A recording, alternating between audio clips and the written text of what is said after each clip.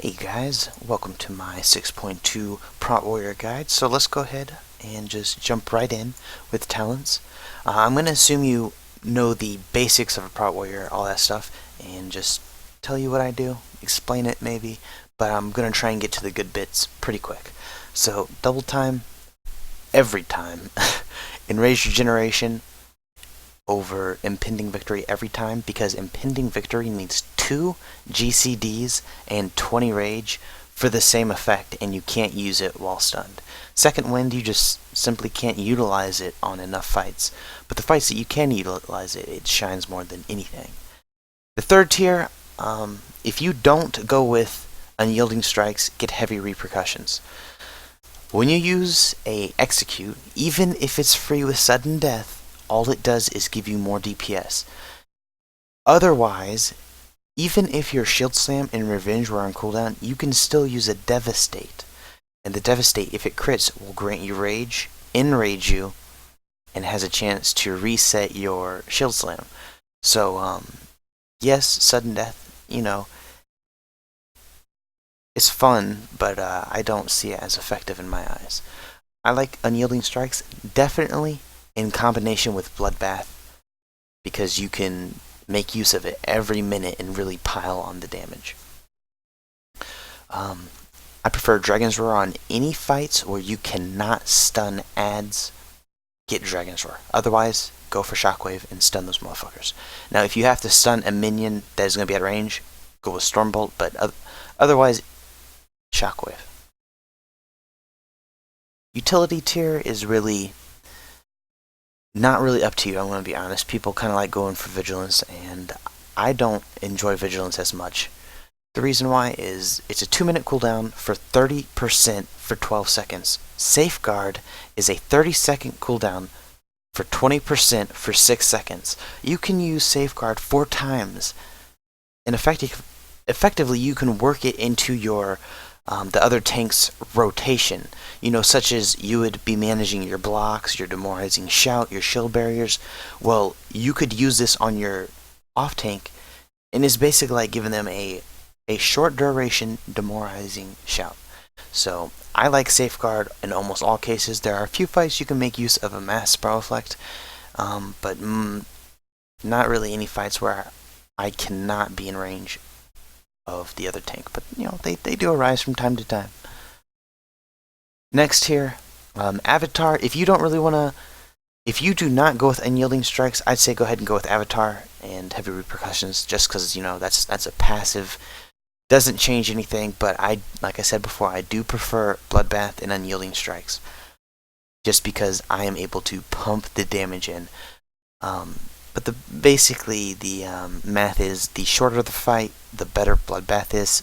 The longer the fight, the better Avatar.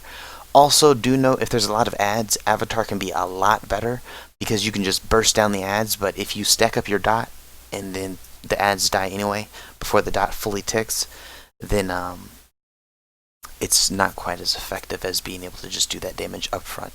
Bladestorm is also useful on certain fights.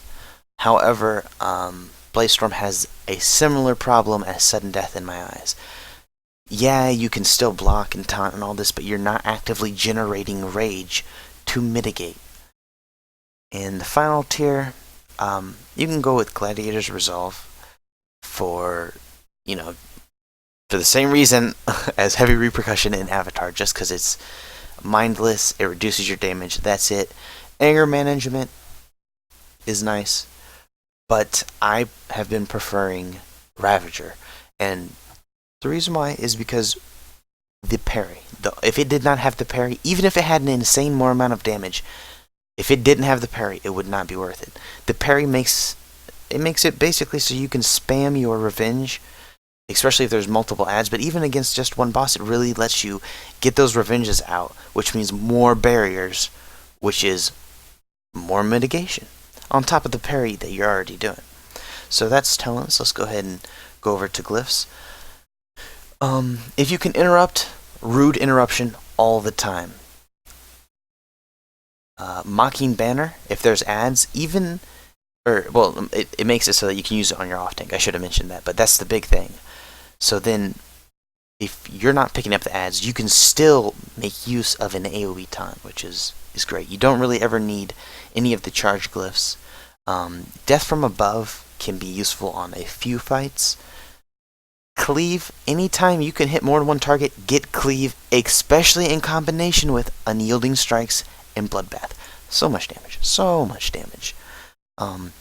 Enrage speed on areas with or fights with a lot of movement, or where you have to run to ads or kite or anything like that.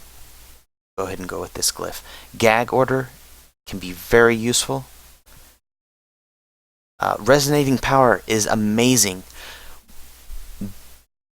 The basic logic behind it is, if there's multiple ads and you're going to be using Thunderclap anyway to apply deep wounds, it might as well be when you use that Thunderclap, it does more damage. But because this makes Thunderclap do so much damage, it's really nice because it increases the cooldown, so you're not just sitting there spamming it, and you can use your other abilities to generate rage, but you still have that big burst of damage, and you're applying deep wounds, of course.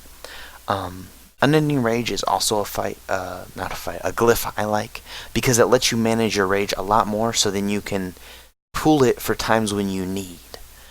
That's pretty much all the glyphs that I use. All the rest are really small ones that don't really have an effect. So let's go ahead and jump into the rotation. First, you want to use Shield Slam, then Revenge, then Devastate. That's the basic rotation. However, if you're using Unyielding Strikes, then you have to weave that rotation around Unyielding Strikes. Now, I'm going to go ahead and assume that you know how to do the basic rotation, and I'm just going to demonstrate it here on this target real quick. As you can see, my Shield Slam reset. Go ahead and use that. Now, I have all this rage. What you want to do is, you want to know the fight. So what I mean is, if there's going to be a period where the boss is casting a spell and you know it's coming, you don't want to use a shield block, because then you're going to use the shield block, the boss is going to cast that spell, and then what? He's not going to be attacking you. That shield block is wasted. So actually, it's something that I like to do at the start of fights is I like to go ahead, charge in, and use Demo Shout right off the bat, just so then that gives me time to go ahead and work up some. Oh, look, I have 60. Boom, pop the shield block, just like that. So that's the basic rotation, and the way that you decide if you want to use a shield barrier or not is, I'm gonna get some more rage. Now, you can't just constantly spam your shield block, because then there's going to be a period of time when you're just going to get railed super hard. So let's go ahead and use a shield block now, generate some more rage. And now, at this point, I have 70 rage. Shield block is on cooldown. I can go ahead and barrier. Boom, barrier. Now, that was a little bit late, but boom, shield block again, and now it's back on cooldown. This is a really bad example, but that is the gist of it. Now, I really want to get into Unyielding Strikes, though. So you continue your normal rotation, and always make sure you keep that stack up. If you notice, you can get 2 GCDs in between them. Now, if you're going for a full damage and you're not worried, worried about mitigating much, like I said before, you can start at 2 stacks. So I'll show you what that looks like. I'm going to get to 2 stacks, and now I'm just going to start spamming the Heroic Strike. Now, the reason you can do this is because whenever you use a Shield Slam or a Revenge, it's going to give you positive, well, not positive rage, but even rage. Because normally it costs, Heroic Strike costs 30 rage. With 2 stacks, that's 20. The same amount that your Shield Slam and Revenge offer.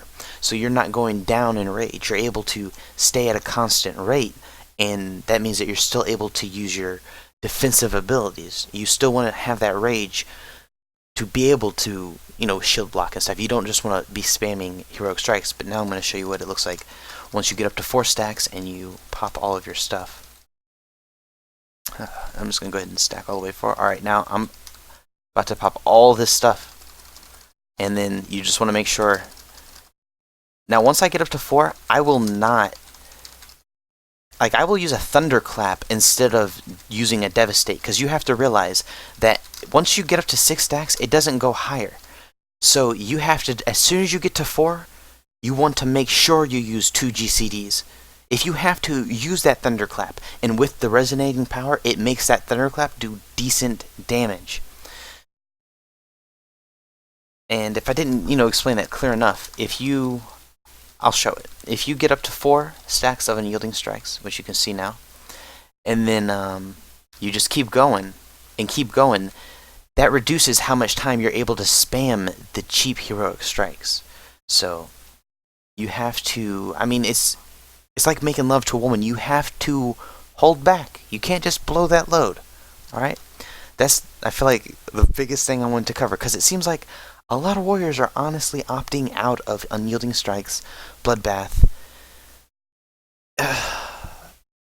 for easier, and they're saying it. They're like, oh yeah, well, but it's just easier. Well, if you remember, well, some of you might not, but back in the day, you used to have to spam heroic strike just because you were getting hit and getting so much rage from taking damage. So that's the kind of era I come from. I'm used to this. All day, baby. I can spam this heroic strike for months. And that's what I like. But maybe I'm just biased. But I think that covered quite a bit. I want to talk about your utility spells and defensive spells now. Like I said before, I use Ravager as a defensive cooldown, so I don't really like to use Ravager when I have shield block up.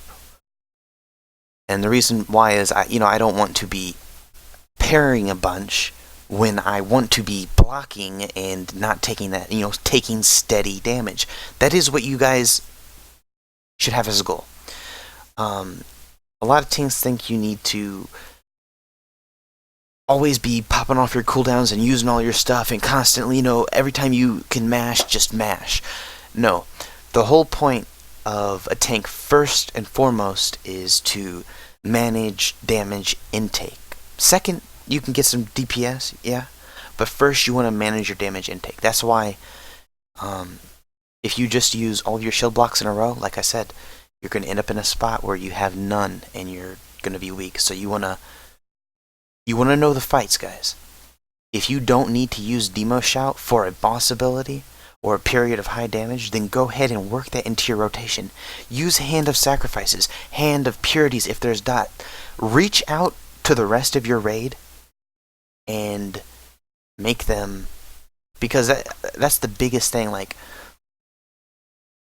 if you don't communicate, then people won't know what you need. And there's been times when I just pop my shield wall, boom, pain suppression. You don't want that at all. I don't use that add-on for that. I just verbally say, hey, I'm using this. Usually, though, it's best if you have that worked out ahead of time. That's what you guys want to be working towards. Before you go into the fight, you know when you're going to be using your shield block. When you're, something as simple as that. Your shield block. When am I going to be using this? When am I going to pop the barrier? Of course, RNG comes into, fact and stuff like that. But you can really mentally plan when you're going to be using certain abilities to counter the boss. And then it's basically like a garrison mission at that point. Just counter everything properly and you win. So a couple macros I use. I use mouse over taunt, mouse over heroic throw. Guys, I see too many warriors not doing this. As soon as I see a ad, I don't care if he's 5 miles away, I wind that motherfucking arm back and I throw. Boom, he comes running right for me because that shit does tons of threat. Now, I showed this on previous channels, but I'm going to show you my taunt swap macro. And I believe that is my one, but I'm going to put star on focus and I'm going to target skull, and it will, so say you're tanking skull, I'm tanking skull, and someone else is tanking star. A big fight that, mainly the fight that I discovered this on was the, what were they called? The big stone dogs in Moshugan Vaults. Stone Guardians, maybe? I don't know. But the big stone dogs. and you had a tank swap and stuff like that. So instead of like mouse over and possibly taunting the wrong one, or having to drag my mouse all the way over to the boss frame or click him, I just had a macro that no, yep, it's my 1 key. It's as simple as that. I press 1 and boom, as you see, it immediately switched the target to star and taunted it. And let's see if I can get that up. Yep. Alright, here is the macro, and now once you taunt him, then star will come running right towards you. So let's just switch spots. Oh, we're tanking star now. I will probably put this macro in the description. If I don't, then hound me for it. Oh, now we have to switch back to skull. Press 1. Simple as that. It's... oh my goodness, I can't tell you how much I love this macro. And the fact that it puts your old target on focus makes it ready for the next time you have to switch. This is... if there's any macro I can suggest, it's this one, because it makes taunt swapping mindless. Literally mindless. A couple other macros I have.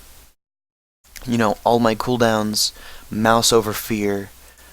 I have a specific pummel so that when I'm not tanking a boss, I can still interrupt the ad. Or no, when I am taking the boss, I can still interrupt the ad without having to change targets or without having to use focus. Because sometimes I like to focus certain things for certain reasons, and I don't want to just do it to interrupt. I have my enrage regeneration macroed with my last stand. I use a macro for my shield block so that I can shield barrier and shield block on the same macro. Macro for my stances, and macro for vigilance. And that is all the macros, it looks like, I use for tanking. So I believe that is it. I just, wanted to add my 2 cents to the warrior theory crafting era. And as you can see, I have a lot of the icons around the center of my screen. I will be doing a UI and keybind video so that I can go more in depth into my keybinds and stuff like that. But this is a warrior guide. I feel like I got the main point across. I will be releasing Hellfire Citadel specific fights, every single one, because like I said before, guys, this is just an orchestra. When you go into a raid, think about the fight, watch the fight, and before you've even done it for the first time, you can figure out when you need to start using your abilities and opportunities for this, opportunities for that, and times when not to do that. But that's it. If you guys enjoyed, make sure to like, comment, subscribe, and if you have any requests, let me know. I'm here for you guys. If I didn't explain something clear enough, if you have a question about a talent or a glyph or a specific fight, anything, let me motherfucking know, yo. Till next time.